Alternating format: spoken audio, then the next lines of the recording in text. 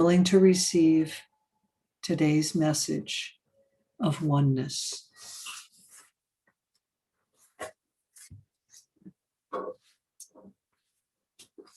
A second grade teacher at a private school gave an assignment to her students and told them that the next day in show and tell that they would be sharing something that was symbolic or representative of their religious background. She wanted to teach the kids about the diversity in the world, about worshiping God, and about their oneness. And at show and tell the next morning, they began to share their particular items of faith or spirituality. And the Catholic child brought in the rosary beads and showed and demonstrated how to use the rosary beads. And then there was the Native American child that brought in the dream catcher, and he explained how the dream catcher would catch the bad dreams so that they couldn't get through, that only the good dreams could get through to the child. And so therefore they hung the dream catcher above the bed where the child slept.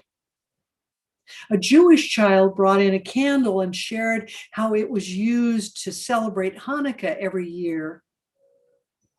And one kid came in with a bag and he pulled out food within his bag and he said, "I'm a Southern Baptist and I brought a chicken casserole."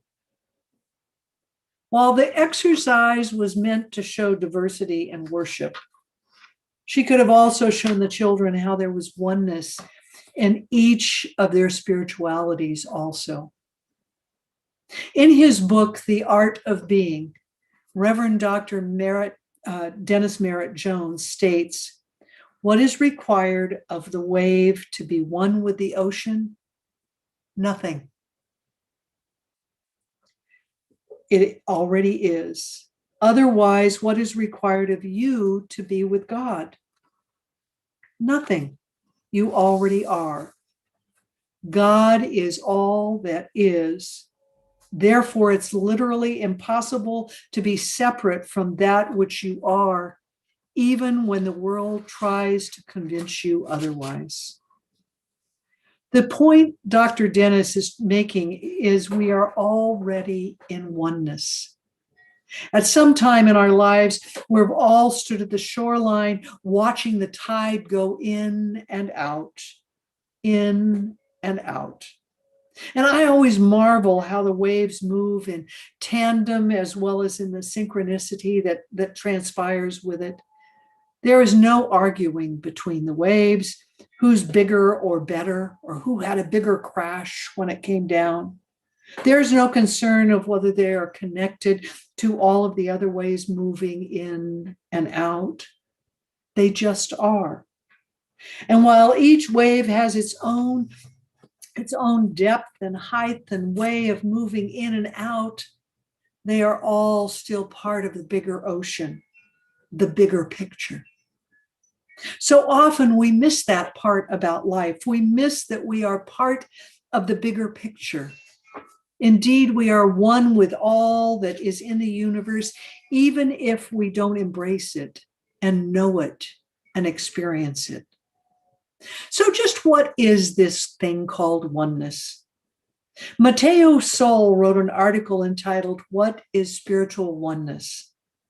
Some of the points that he made bear repeating as I weave together the meaning, the importance, and the wonder of our oneness with each other as well as the universe. First, what all of us must come to realize is that spiritual oneness is our birthright. At some level, we all know this. Something about it resonates deep within our bones, deep within our real being. Alas, however, many of you may doubt that birthright. You might be thinking, but isn't oneness something that's reserved for the spiritually advanced or the spiritually elite, or the monk who spends the day in silence? And then your old error beliefs get in the way and you say, but I'm not worthy. I'm not worthy to earn this right to be one with God. Or I'm not good enough. Or how about my old religion told me I was a sinner? How can I possibly be one with God?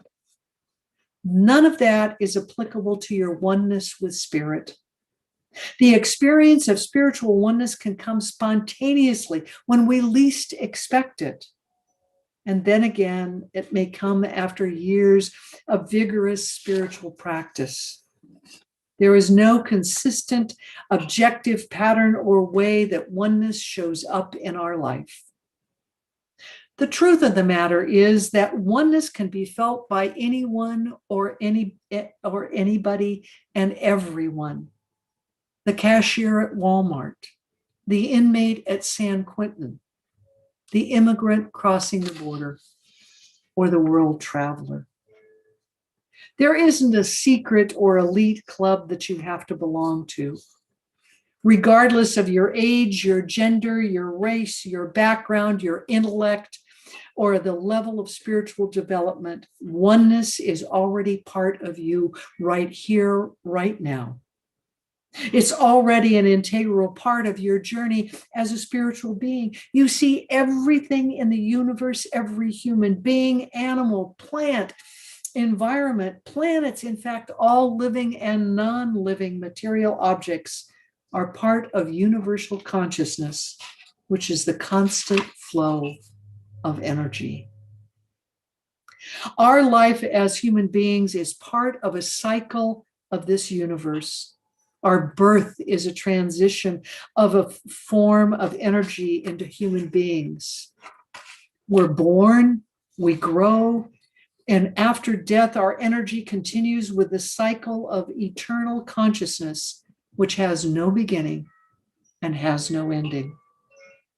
We all belong to this intelligent system. Call it universal intelligence or higher intelligence. We are nothing but a flow of energy from one form to the next.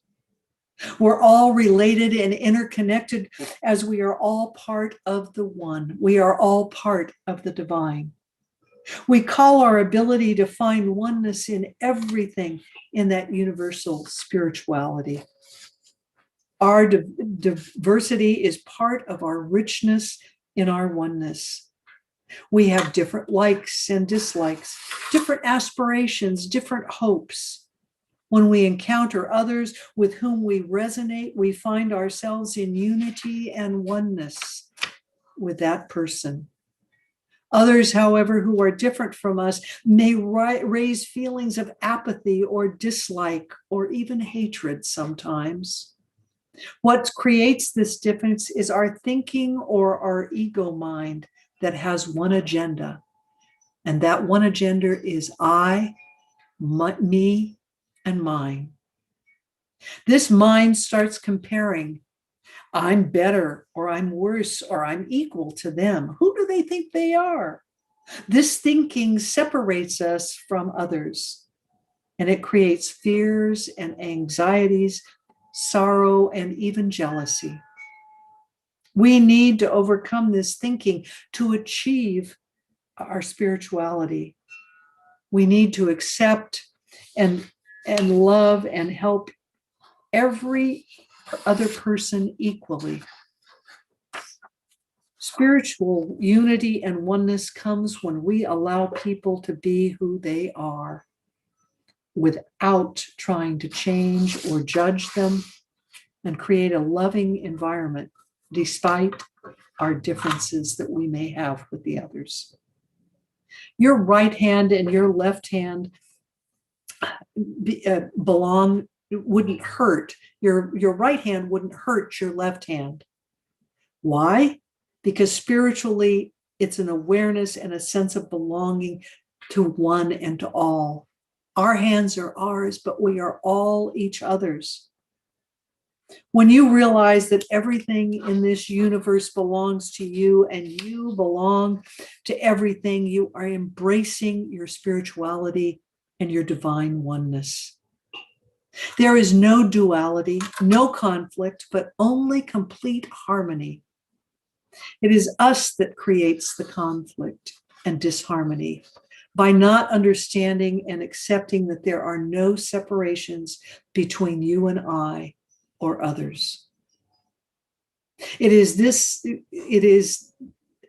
us that creates the conflict, the disharmony, by not understanding and accepting that there is no separation, absolutely none. Last fall, 3 of us took a camping tour of the Southwest. At one point, we ended up at Bryce National Park in Utah. And when we arrived there, it was the middle of the afternoon, and so we took our time touring the whole park, but we were told to be sure and not miss the Ponderosa Canyon at sunrise. So early the next morning, we jumped out of bed and jumped in the truck, and we scrambled off to the canyon, the Ponderosa Canyon, and watched the sunrise as the oranges and the reds and the yellows came alive in the unusual formations that were before us in the canyon. It was absolutely magnificent. And at some point, I was all by myself and I began to cry. The creation that was before me and surrounded me was overpowering. I felt like I was on sacred ground. It was the divine magnificence that surrounded me in this place, and I felt one with all that I was beginning to experience. Several weeks later, I was chatting with one of my fellow travelers, and she commented on how her experience, she felt the same I had, and that we had both absorbed the surroundings. We had both stood there in tears, watching this experience and being in that place of wonder. I need only close my eyes to experience it again. You see, oneness is an experience that transcends our mind and all of our senses. When we experience oneness, we feel a connection with everything in existence on every single level. In other words, we feel at one with all things. Another way to put it is that oneness is the feeling of fullness, vastness, and completion. It is the experience of embodying our true nature, our really who we are. Other names for oneness often include awareness, unity, Buddha nature, Christ consciousness, and enlightenment. When we're in an average level of consciousness, our ego mind dominates and pursues a selfish agenda. And when we elevate our consciousness to a higher level through spiritual practice and by following spiritual values, we become more open and flexible towards others and begin to find the inner spirit of laughter, of love. And it allows us to be in that place of joy. Our mind fragments life. That's the reason why it's so difficult and rare for us to experience oneness and wholeness, and the wholeness that our minds won't let us. While our minds help us to plan, to imagine, to create, to structure, and logically understand life, it also simultaneously fragments our existence. When life is broken down into thoughts and concepts and ideas and beliefs, we cannot directly experience the oneness of everything. Instead, we perceive life through a pair of broken glasses. And until we can take off those cracked, unbroken glasses, we will continue to see ourselves as isolated and separate, little entities who see the world only in black and white, not the vivid, beautiful colors that we all are and that surround us. The problem is that most of us have forgotten that we're wearing those cracked glasses. We live most of our life believing that we are our thoughts and have limited mental identities. We're kind of like fish who have forgotten what the concept of water is really all about. The only reality we have been conditioned to live in is domination by our mind. We forget that we're so much more than our thoughts and our stories. We lose touch with what our true nature really is and what lives within us. Contrary to popular belief, oneness is not a special experience. Actually, it's the most natural and normal state of being. But from the perspective of the mind, it seems truly novel and exciting because it's such a rarity. Some people, I think that oneness and enlightenment are one and the same. I always think of enlightenment in terms of Buddha when I hear that word. While I always think of Jesus when I think of God and oneness. After all, oneness is cited in the Bible and our text, the Science of Mind text, numerous times. Oneness to me feels more embodied, embracing. To me, our existence as humans is about embracing both our humanity and our unity and our divinity. It isn't just about focusing on love and light.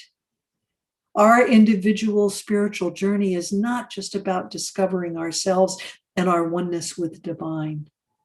We need to dive into the dark places within our soul as we begin to search for where we're going and for that divine connection. My spiritual mentor calls it taking the elevator down and in. We must be willing to look at our error beliefs, our resistance and patterns that keep us tied to what was, not what can be. As long as we give power to what was, as well as our fears, we will continue to live in duality rather than divine oneness. As Matteo Sol put it, we need to get comfortable with our blood and dirt and grit of being human. To avoid our wild side is to avoid, deny, and disown our major and essential aspects of ourselves, our divine and messy humanness, our divine and messy humanity. For most of us who are trying to bring order as spiritual seekers, oneness is the motivating drive to go on our inner journey. Maybe at some point in our life, we experience a moment of utter freedom and union with all of life. Or perhaps there's an experience that was filled with pain that called us to go deeper, to find out more about ourselves, to release more. Whatever the case, oneness is at the very core of our spiritual awakening journey. Like a mandala, our spiritual journey takes us around the axis with the hope that by divine grace, we will unite with the center of it. And the center represents our spiritual self-realization or oneness. It's interesting to note, too, about sand mandalas, that after they're made, they're blessed, and through a ceremony, they are released and non-existent, except within the memory. I wish sometimes that there was an instant bliss pill we could take. Wouldn't it be wonderful to take a pill at night and wake up the next morning and go, oh, I am one with the divine? That, of course, will never happen. In my work with the co-creation process that was created by Reverends Lloyd Strom and Marcia Sutton, there is a section called The Great Law of Life. In Matthew 8:13, it states, as you have believed, so it be done unto you. Very simply, it means you receive what you believe. In order to enter the place of oneness, we have to believe that it is possible and that indeed we already are one with God, and that there is no such thing as duality. To do that, however, we have to do the healing work that I spoke about earlier. And the only way we can do that is through our willingness to examine what we believe and discover the areas of our life that we are dissatisfied with. We cannot run from our beliefs or areas of discomfort and discontent. Those beliefs and discontentment will stand like a wall between us and our desired outcomes in life. It is our willingness to sit in our prayer chair and do our spiritual practice, our healing, and change our old stories in order to create new ones and to know our oneness. We've all heard the story about the man who entered a village, and the first villager that he saw, that he encountered, he said, "What are the people like here?" The villager asked, "Well, tell me, how were the people in the last village you were in?" And the traveler responded with a litany of frustrations and anger. They were terrible. They were unfriendly. They were angry. They even would steal from you. And the villager recommended to the traveler, "Maybe you should move on." Why? Because he knew that those were the things the traveler believed inside, and that he would continue to seek those qualities out so that he could verify his beliefs. He would never find anything other than anger, unfriendliness, and thieves in this community, because that's what he was looking for. Next, I believe we have to return to that place of love. Love is the most expansive feeling and reality there is. When we truly and genuinely love someone or something, from the depths of our very being, all barriers, all walls are torn down. Division disintegrates. All that remains is the oneness, expansiveness, and yes, the experience of oneness, as well as that openness. As humans having a spiritual experience, we have a complex relationship with ourselves that is often defined by extreme highs as well as very lows. Sometimes we think we're like the cat's meow, and other times we feel like we're a pile of poop. That doesn't seem to be a happy medium.